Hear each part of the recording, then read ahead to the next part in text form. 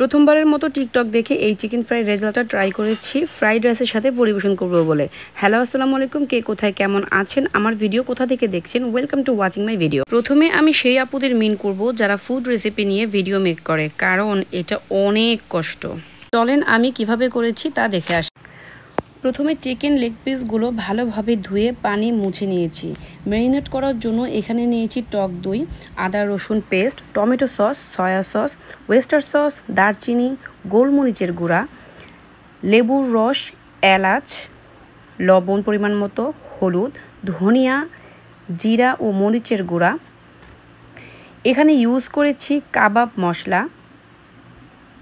সব মিলিয়ে আমার পছন্দ মতো এবং পরিমাণ মতো নিয়ে নিয়েছি। তারপর হাতের সাহায্যে ভালো করে চিকেনগুলোকে মেখে নিচ্ছি। যত ভালো ম্যারিনেট হবে খেতে তত মজা হবে। আমি সকালে চিকেনগুলোকে ম্যারিনেট করে বিকেলে বের করেছি। প্যানে তেল গরম করে একটার পর একটা ছেড়ে নিলাম। একটু পর পর উল্টিয়ে দিতে হবে, তা না হলে আমারটার মতো মশলা নিচ থেকে ধরে যেতে পারে। এই টাইমটাতে আমার ইনায়া নিসা একটু ঝামেলা করছিল, দ্যাটস ওয়াই মশলাগুলো একটু পড়ে গিয়েছে। তবে টেস্ট একদমই নষ্ট হয়ে যায়নি, বরঞ্চ আর একটু ভালোই হয়েছে।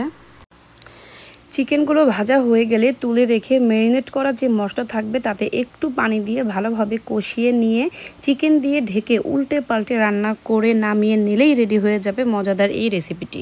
এভাবে রান্না করলে অনেক মজা হয়। আপনারা আপনাদের মতো করে আরও ভালোভাবে ট্রাই করতে পারেন। আমি অত ভালো রাঁধুনি নই, তাতেই এত ভালো হয়েছে।